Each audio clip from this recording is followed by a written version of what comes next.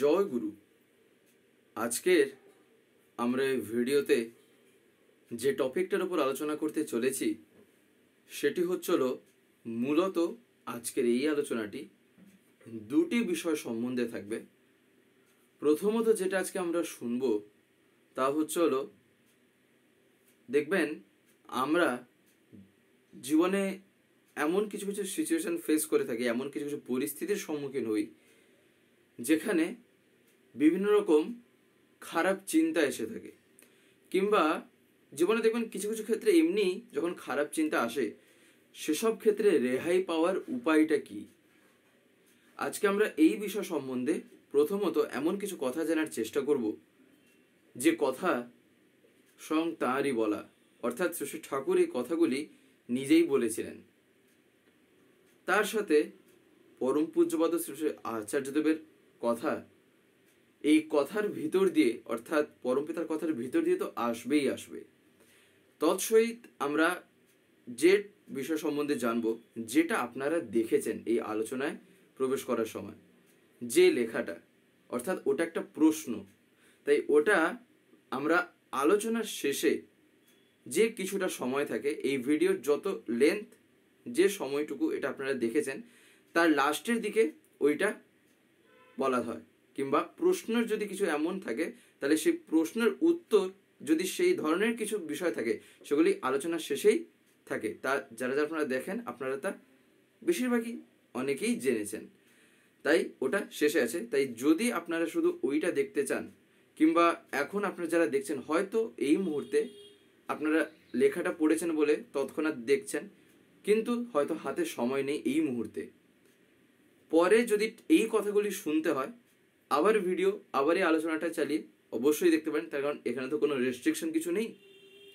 আর শুধু ওইটা আপাতত এখন শুনে নিতে পারেন, আর আলোচনাটি যখন ইচ্ছা রাত্রে ঘুমানোর সময় কিংবা যখন দিনে ফাঁকা আছেন তখন ঠাকুরের এই কথাগুলি অতি অবশ্যই শোনার চেষ্টা করবেন। এটাই একটা অনুরোধ আপনাদের সবার কাছে, তার কারণ পরম পিতার কথা একটা প্রশ্নে থাকে না। প্রশ্নের ভিতর শুধু একটা বিষয় সম্বন্ধে উত্তর পাওয়া যায়, কিন্তু জীবনটার একটা প্রশ্নে ঘেরা থাকে না। জীবনটা ঘেরা থেকে আমাদের বিভিন্ন রকম বলতে পারেন সিচুয়েশন দিয়ে, এই হাসি ঠাট্টা আনন্দ দুঃখ যাই বলে কেন এই সব কিছু দিয়ে আমাদের এক একটা দিন আমরা এগিয়ে চলছি। তাই এই কারণেই এই কথাটা বললাম। তো যাই হোক, আজকের এই আলোচনাটি এবার আমি শুরু করব। শুরু করার আগে আপনাদের কাছে শুধু একটি কথাই অনুরোধ করছি, ভিডিওটিতে আপনারা সম্পূর্ণভাবে যুক্ত থাকার চেষ্টা করবেন। আশা করি দিলে আজকের এই যে টপিকটি আপনারা দিলে নিঃসন্দেহেই বুঝতে পারবেন। একবার শ্রী ঠাকুর যখন বসে আছেন তখন ঠাকুরের কাছে মনোহরদা ঠাকুরকে বলছেন, আমার দাদুর কথা আপনাকে বলেছিলাম, তিনি খারাপ চিন্তার হাত থেকে রেহাই পান না, আর আপনি বলেছিলেন ইষ্টে বৃত্তিভেদী অনুরাগে সব যায়। সে কথা তাকে আবার আমি বলেছিলাম, অর্থাৎ এই কথাটা শ্রী ঠাকুর যে মনোহরদাকে আগে যে বলেছিলেন, মনোহরদা এইবার ঠাকুরকে বলছেন যে ঠাকুর আপনার এই কথাটা আমি আমার দাদুকে বলেছিলাম, সে কথা তাকে বলেছিলাম, কিন্তু তিনি খারাপ চিন্তা এড়াতে পারেন না। সবচেয়ে প্রথম এই যে এই কথাটায় যে জিনিসটা মনোহরদা ঠাকুরকে বলছেন সেটা কি? সেটা হলো তিনি যে এইবারেই তার দাদুর কথা ঠাকুরকে বলছেন তা না, আমরা কথাটা শুনেই বুঝতে পারছি। অর্থাৎ এর আগেও মনোহরদা এই বিষয় সম্বন্ধে ঠাকুরকে জানিয়েছিলেন, ঠাকুরের কাছে তিনি নিবেদন করেছিলেন। ঠাকুর সেই সময় বলেছিলেন এই কথাটা, অর্থাৎ ইষ্টে বৃত্তিভেদী অনুরাগে সব যায়। কথাটা হচ্ছিল এই কথাটার মানেটা কি, কিংবা ঠাকুর বলেছিলেন এই কথাটা, তাহলে তা সত্ত্বেও কেন তার দাদু সেই অবস্থাটা থেকে কেন উপরে উঠতে পারলেন না, তাই না? ঠাকুর যে কথাটা বললেন ইষ্টে বৃত্তিভেদী অনুরাগে সব যায়, এই কথাটার মানেটাই তাহলে কি, আগে এইটা জানতে হয়।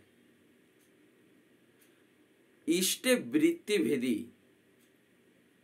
ইষ্ট কথার মধ্যে আছে মঙ্গল। আমার জীবনে ইষ্ট কে? আমার জীবনে আমি ইষ্টে আকারে কাকে সাজিয়েছি, কাকে আমি মনে স্থান দিয়েছি, আর যাকেই বা স্থান দিয়েছি কেনই বা তিনি আমার জীবনে ইষ্ট? জীবনে তো আমার জীবনে অনেকেই আছেন, আমি ওনাকেই কেন আমি ইষ্ট বলছি? তার কারণ সেই মঙ্গলের জন্য। এই কারণেই ঠাকুরের বলা আছে ইষ্ট কথার ভিতরে আছে মঙ্গলের কথা। তাই ইষ্ট মানে ছিল মঙ্গল। তাই তিনি হচ্ছেন সেই মঙ্গলময়, পরম মঙ্গলময়, যাকে ধরলে জীবনে কি হয়? জীবনে আমি চলার পথটা আমি দেখতে পারি, আমায় কেমন ভাবে চলতে হবে সেটা আমি শিখতে পারি। তাই এটাই হলো ইষ্টের জীবনে যে কতটুকু যে প্রয়োজন, জীবনে তার গুরুত্বটা যে কত, সেটা তাকে ধরার পরে আমি যখন চরিত্রগত করার চেষ্টা করব তখন আমি ঠিকই বুঝতে পারবো। যখন ধরিনি, কিংবা ধরিনি বলতে এখানে ধরেন দীক্ষা নিইনি এখনো, তার আগে পর্যন্ত কি হয় না, আমি হয়তো ইষ্টের গুণগান শুনেছি, অর্থাৎ ঠাকুরের কথা যদি এখন একদম সহজ ভাষায় বলি, আমি ঠাকুরের কথা শুনেছি, ঠাকুরের কথা আমায় বলা হয়েছে, আমাকে যাজন করা হয়েছে, আমি সেখানে তার সম্বন্ধে কিছু আমার ধারণা হলো, কিছু আমি বুঝতে পারলাম যে বাস্তবে ইনি কে, কেনই বা ইনি, কেন আমি এনাকে ধরে চলবো, কেন মাথায় রেখে চলা দরকার। সেক্ষেত্রে কি হয়, সেক্ষেত্রে ইষ্ট সম্বন্ধে জানা হয়। কিন্তু ইষ্টকে অনুভব করতে হলে চাই হচ্ছিল ইষ্টকে নিজের চরিত্রে ফুটিয়ে তোলা।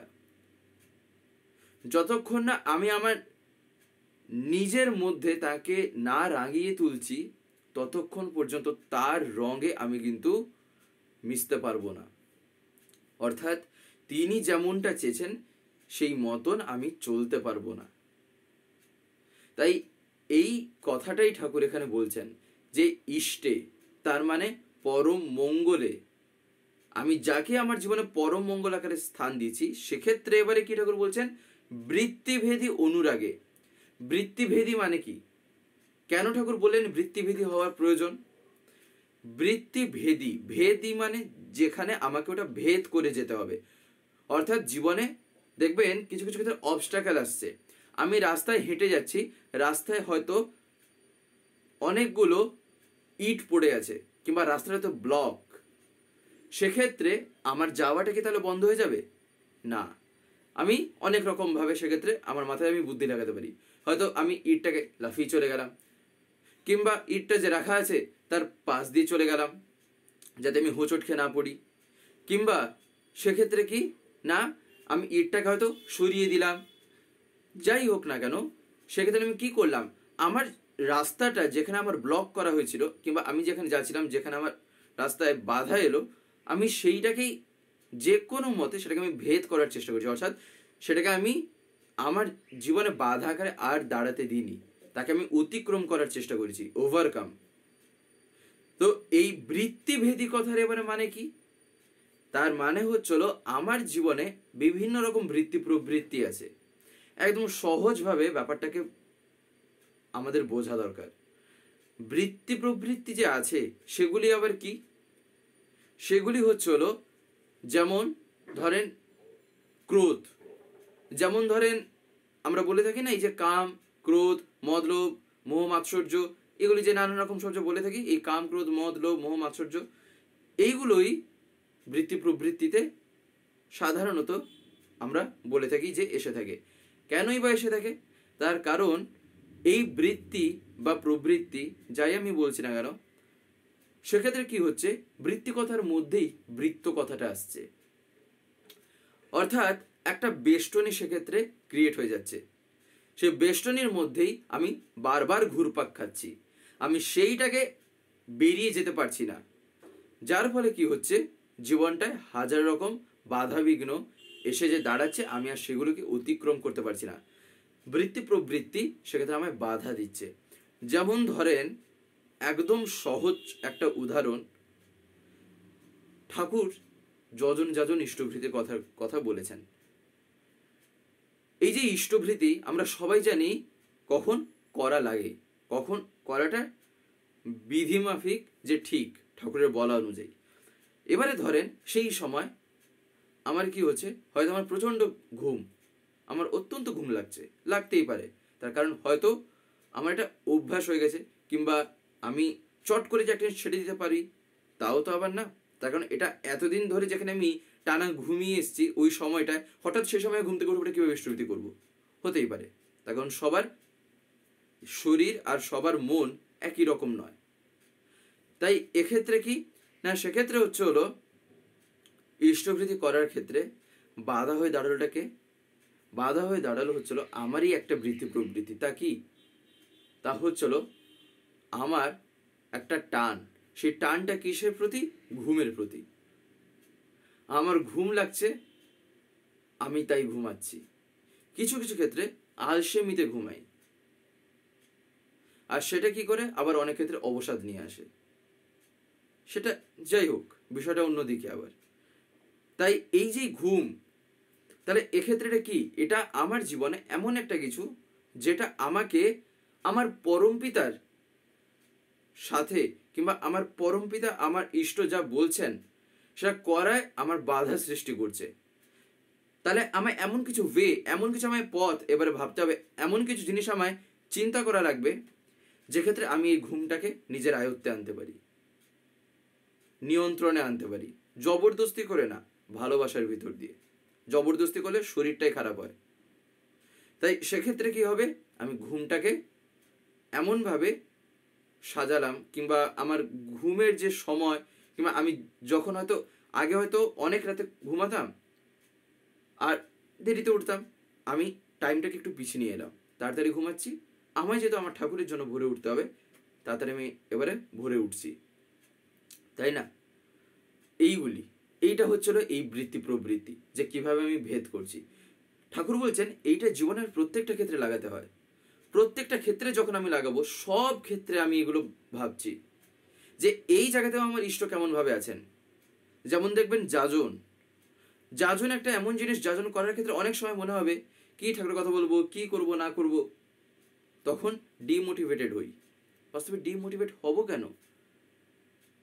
যাকে আমি জীবনে ধরেছি স্বয়ং তিনি মোটিভেশনের যিনি স্রষ্টা, যাকে দেখে মানুষের মধ্যে মানে এমন তড়িৎ জাগে যেখানে সে আর নিজেকেই ধরে রাখতে পারে না, তার চরণে যেখানে সে পড়ে যায়, আমি তাকে যখন জীবনে ধরেছি, আমি কেন ভাবতে যাব?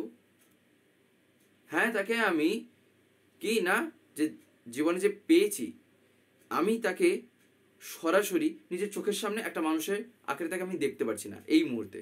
আমি ধরেন বাড়িতে আছি, তার মানে তো এই না যে তিনি নেই।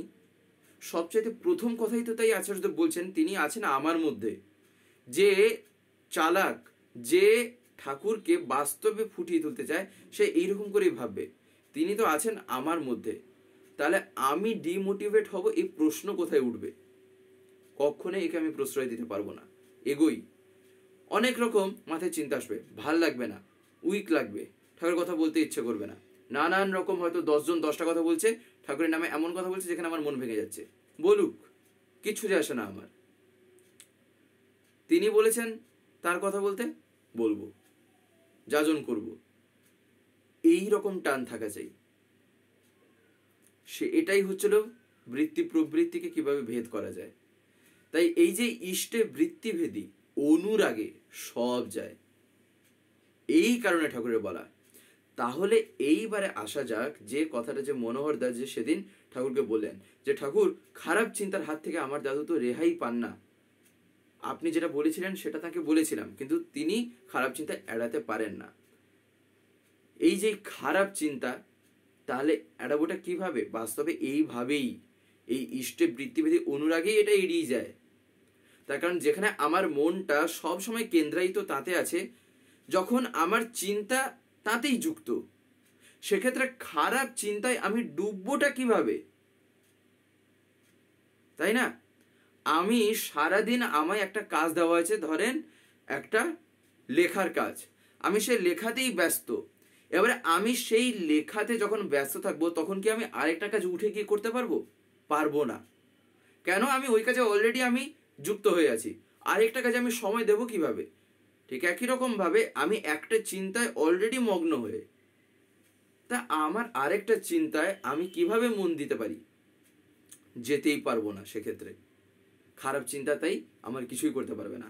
আর খারাপ চিন্তা, শ্রী ঠাকুর একদিন বলছেন খারাপ চিন্তা আসতেই পারে, না আসার কিছু নেই। তার কারণ আমি যেখানে থাকছি এটাই জগৎ, এই জগতে নানান রকম মানুষ নানান রকম ভাবে থাকছে, পরিবেশটা ভিন্ন ধরনের। সেক্ষেত্রে কি হয়, একটা চিন্তা ভাবনা মাথাতে আসতেই পারে, সেটাকে ইমপ্লিমেন্ট না করলেই হয়, অর্থাৎ সেটাকে প্রয়োগ না করলেই হয়। একটা জিনিস আমার মাথায় এলো, আমার চিন্তা এলো, তার মানে তো এই না আমি একেবারে মানে অপবিত্র হয়ে গেলাম বা সব কিছু হয়ে গেল। যদি সেই রকম হতো তাহলে এই দুনিয়ায় আর কেউ পবিত্র বলে থাকতো না, কিংবা শুদ্ধ চিন্তা নিয়ে কোনো মানুষকে দেখা যেত না। তাই ঠাকুর বলছেন খারাপ চিন্তাটা সেটা যতটা বড় কথা নয়, সেটাকে প্রয়োগ যদি আমি করে দিই সেটাই হলো অনেক কিছু ঘটিয়ে দিতে পারে। তাই খারাপ চিন্তাটা যখন আসছে, ঠাকুর বলছেন এই চিন্তাটাকেও ইষ্টের দিকে এমনভাবে মোড়টাকে ঘোরাতে হয়, এর দিকটাকে এমনভাবে ইষ্টের দিকে ঘুরিয়ে দিতে হয় যাতে সে খারাপ চিন্তাও আমার জীবনে কোনো খারাপ কিছু নিয়ে আসতে পারবে না।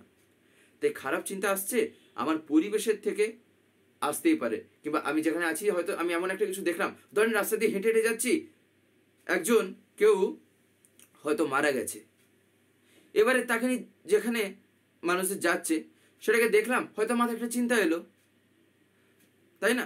স্বাভাবিকভাবেই তো আসতে পারে, তাহলে কি আসছে না?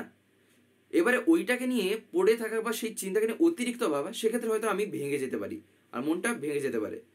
কিন্তু ধরেন সেই সময় দেখলাম সেটা কি একটা মৃত্যু অবস্থা, যেটাকে বলা হয়ে থাকে মৃত্যুটা কি শরীরের, যাই হোক, সেক্ষেত্রে আমি ভাবলাম যে ঠাকুর মৃত্যু নিয়ে কি বলেছেন, মৃত্যুটাকেও যে কিভাবে জয় করা যেতে পারে। ঠাকুর কি বলছেন, মরণা মেরোনা পারো তো মৃত্যুকে অবলুপ্ত করো, do never die nor cause death but resist death to death. আমি তখন ভাবছি এই নিয়ে, তখন ঠাকুর কি বলেছেন মৃত্যু সম্বন্ধে সে কথা আমি ভাবলাম। তাহলে খারাপ চিন্তা আমার কিছু করতে পারলো, ইষ্টের দিকে আমি ঘুরিয়ে দিতে পারলাম। প্রত্যেকটা ক্ষেত্রে এটা হয়, সব ক্ষেত্রে হয়, শুধু জানা চাই, শুধু চাই হচ্ছিল একটু টান। তিনি ঠিক আপনার সাথে তখন থাকবেনই থাকবেন। এটাই হচ্ছিল চিন্তা ভাবনা, তিনি আমার সাথে আছেন, আমার জীবনে কিসের ভয়, কিসের চিন্তা। মনোহরদা যখন এবারে ঠাকুরকে কথা বলেন, তখন শেষে ঠাকুর সেই দিন এই কথাটা বলেছিলেন যে পাড়ায়ও কাম নেই, না পাড়ায়ও কাম নেই, ইষ্টকে নিয়ে পড়ে থাকা লাগে, আর খারাপটা আসলেও সেদিকে খেয়াল দিতে নেই, ভালোটা নিয়েই ডুবে থাকতে হয়। যেমন এই যে এই মৃত্যু নিয়ে যেটা একটু আগে শুনলাম, ওই রকমই খারাপ চিন্তা আসছে, কিংবা একটা এমন কিছু দেখলাম যেটা হয়তো আমার ভাল লাগে না, কিংবা যেটা দেখলাম মানুষ একটু ভেঙে যেতে পারে, তার মনটাই হয়ে যেতে পারে। ঠাকুর বলছেন তার মধ্যে যতটুকু ভালোর দিকটা আছে সেই দিকে ডুবে যেতে হয়, সেটাকে নিয়ে ভাবতে হয় যে এটা এইরকমভাবে ঘুরিয়ে দিতে পারি আমি। তাই মানুষ সংঘাত নিয়ন্ত্রণ করতে না পারলে নৈরাশ্যবাদী হয়ে পড়ে, তখন একটা নৈরাশ্যবাদী কি হয় না, বিন্যাস হয় দেহ মনের। দেহ মন মানে এই শরীর আর মন উভয়ের ক্ষেত্রেই। তাই ইচ্ছা করলেও ভালোটা সেক্ষেত্রে দেখতে পারে না, খারাপটাই যেন তাকে তখন পেয়ে বসে। আর ওর উপায় হলো তাই নাম করা, ভগবানকে ডাকা। তাই অসম্ভব নামের কথা এই কারণে ঠাকুর বলেছেন, নাম একটা এমন জিনিস ঠাকুর এবারে এত জোর দিচ্ছেন এই নামের উপর। যদি আচার্যদেবকে আপনারা দেখেন, আসলে তার কথা প্রত্যেকটা ক্ষেত্রে তিনি নাম দেওয়ার পর এতটা প্রভাব দিচ্ছেন যে নামের ভিতর দিয়ে যে কতটা আমার মনটা তাতে নিয়ন্ত্রিত হয়ে যায়, কতটা কেন্দ্রায়িত হয়ে যায়। নালে কি হবে, নালে ঠাকুর যে ওই কথাটা বলেছেন সত্য স্মরণের, আমিও ঠিক ওই রকমই হয়ে যাব। কেমন, ওই পরের দুর্দশা দেখলে, পরের ব্যথা দেখলে, পরের মৃত্যু দেখলে নিজের দুর্দশা ব্যথা বা মৃত্যুর চিন্তা করে বা ওই যে আশঙ্কা করে ভেঙে পড়া বা এলিয়ে পড়া, ওসব দুর্বলতা। তারপরে আরো তো অনেকটা আছে ঠাকুরের সেই বাণীতে ঠাকুর যেটা বলেছেন। তাই ওসব অবস্থায় কি না ঠাকুর বলছেন যাতে কেউ বিধ্বস্ত না হয় সেই রকম চিন্তা করা লাগে, ঠিক যেমনটা বুদ্ধদেবের হয়েছিল। আর এটা হচ্ছিল সবল হৃদয়ের দৃষ্টান্ত। এটাই ঠাকুর ওইখানে বাস্তবে যেটা বলেছেন। এইরকমই দেখবেন একটা কথা আছে। তাই এইখানে ঠাকুর বলছেন সেই উপায় হচ্ছিল এটা। আবার একটা সহায়ক পরিবেশের দরকার হয়, যারা তাকে কৌশলে ভালো ব্যাপারে ব্যাপৃত থাকতে সাহায্য করবে, তাই না? তবে মানুষটা যেন সে সম্বন্ধে সচেতন না হয় সেটাও দেখা লাগে। মানুষটা যেন সে সম্বন্ধে সচেতন হয়ে না পড়ে, তাকে দিয়ে ভালো কিছু করিয়ে নেওয়া হচ্ছে তার এমনটা বোধ হলে কিন্তু আবার মুশকিল। আনন্দের মধ্যে দিয়ে সহজভাবে ব্যাপারটা তাই ঘটিয়ে তোলা চাই, আনন্দের ভিতর দিয়ে, তাই না? তার কারণ জীবনটা হচ্ছিল উপভোগের জন্য তিনি দিয়েছেন। আর এই কারণে ঠাকুর বলছেন কি না, সত্তা সচ্চিদানন্দময়, প্রত্যেকটা ক্ষেত্রেই সচ্চিত আনন্দময়। কে? সত্তা। কার সত্তা? প্রত্যেকেরই, আমার একলার না। আমি যেমন চাইছি বাঁচতে বাড়তে, আমিও আনন্দ ফুর্তিতে থাকতে চাইছি, আমার সামনের জন্য যে দাঁড়িয়েছে সেও চাইছে। আমি তাকে যদি খাটো করি, আমি তাকে যদি ছোট করে দিই, যে আমি তাকে দাবিয়ে এগিয়ে যাবো, তাহলে আমি জীবনে কোনোদিন আনন্দ পাবো না। আমি আনন্দ করবো কাকে নিয়ে? জীবনে এরকম করতে করতে যদি শুধু এগোতে থাকি, একটা সময় আসবে মানুষই আর নেই আমার জীবনে। আমি আনন্দ কাকে নিয়ে করব যদি মানুষই না থাকে, তাই না? এটাই হচ্ছিল তাই পথ। যাই হোক, এবারে যে কথাটা বলার তা হলো, আমরা সবাই একটা জিনিস যেন লক্ষ্য রাখি, এটা বলতে পারেন ছোটবেলা থেকেই আমি যেহেতু দেখেছি, তাই এটা আমি আপনাদের বলার একটা চেষ্টা করছি। আমরা এই যে আলোচনাগুলো শুনছি বা দেখছি, একটা জিনিস লক্ষ্য রাখা দরকার, আমরা কি প্রত্যেক দিন এই ভিডিওগুলো পাই এই স্বস্তিদিত্য থেকে বা চ্যানেল থেকে? দেখবেন আপনারা হয়তো অনেকে এমন আছেন যারা ইউটিউব খোলার পরে এরকম স্ক্রল করেন, দিলে আপনারা দেখতে পান। কিন্তু আপনাদের যদি ডেলি তার কথা শুনতে হয়, প্রত্যেক দিন যদি শুনতে হয় পরমপিতার কথা বা বিভিন্ন ঘটনা বা দর্শনের উপর আলোচনা, তাহলে আপনাকে তো চ্যানেলটাকে সাবস্ক্রাইব করে রাখতে হবে, যেটা অনেকে আমি দেখতে পাই হয়তো করতে জানেন না। বিশেষ করে যারা একটু বয়স্ক আছেন বা যারা মানে এতটা এক্সপার্ট নন মোবাইলের ক্ষেত্রে, তাদের কাছে আমি বলছি, আপনারা যদি না পারেন তাহলে বাড়িতে যারা ছোটরা আছে তারা এইসবে একদম পুরো মাহির, এক্সপার্ট, হাতের খেলা তাদের কাছে, তাদেরকে বলবেন, তারা করে দেবে। বলবেন সাবস্ক্রাইব করে পাশের যে একটা বেল আইকন আসবে ওটা প্রেস করে অল করে রাখতে। দিলে কি হবে, আমি যে ভিডিওগুলো আপলোড করব, আপলোড করা মাত্রই আপনাদের মোবাইলে নোটিফিকেশন চলে যাবে। নেট যদি অন থাকে তাহলে নোটিফিকেশন চলে যাবে যে ভিডিও আপলোড হয়ে গেছে। তখন আপনারা সেখানেই ডাইরেক্ট প্রেস করে ইউটিউবে ঢুকে দেখতে পারবেন। তখন আপনাদের ইউটিউব খুলে আর খুঁজতে হবে না, তাই না? তাই আপনারা যাতে প্রতিদিন শুনতে পান, তাই আপনারা এটা অতি অবশ্যই করে রাখবেন। প্রত্যেকে আমরা আগামী 4-5 তারিখের মধ্যে যেন অতি অবশ্যই কলা পাতা যেন কিনে রাখি। কলা পাতা বলতে দেখবেন এই পাতাটা হয়তো সব জায়গায় অ্যাভেলেবেল নাও থাকতে পারে, সব জায়গায় আমরা হয়তো নাও পেতে পারি। যেখানে যেখানে আপনারা হয়তো গ্রামে আছেন তাদের ক্ষেত্রে একটু সুবিধা হয়ে যেতে পারে, কিংবা যাদের যাদের বাড়িতে গাছ আছে সেক্ষেত্রে তো কোনো অসুবিধা নেই। কিন্তু বিশেষ করে যারা শহরের দিকে থাকেন তাদের তো অসুবিধা হতে পারে। তাই আপনারা দরকার পড়লে আগে থেকে যে দোকান থেকে এইসব জিনিস পাওয়া যায় তাদেরকে বলে রাখতে পারেন যে আমার এই দিন আমার প্রয়োজন, তাই আপনি এই দিন পারলে একটু যদি এনে দেন তাহলে আমার সুবিধা হয়। এইরকম করে বলে রাখতে পারেন। কেন না, তার কারণ হচ্ছিল হবিষ্যান্ন গ্রহণের সময় এটা আমাদের খুবই জরুরি। পারলে চেষ্টা করতে হয় যতটা পারা যায়, একেবারে নিতান্তই যদি কিছু না হয় সেটা আলাদা ব্যাপার, কিন্তু নিজের প্রাণপণের চেষ্টা করা দরকার যাতে আমি সেই কলাপাতার উপর রেখে হবিষ্যান্ন যে ব্রত যেন আমি সেই যে খাবারটা আমরা খেয়ে থাকি সেই সময় সেটা যেন গ্রহণ করি। এই কারণেই এত আগে থেকে বলার উদ্দেশ্য একটাই, যাতে সবাই যারা যারা আমরা শুনছি অন্তত যেন এটা আমরা পালন করতে পারি। যারা যারা জানেন না কিংবা যারা যারা ভাবছেন এটা সবাইকে জানানো দরকার, আপনারা প্রত্যেকেই কিন্তু এই কথাটা একটু জানানোর চেষ্টা করবেন।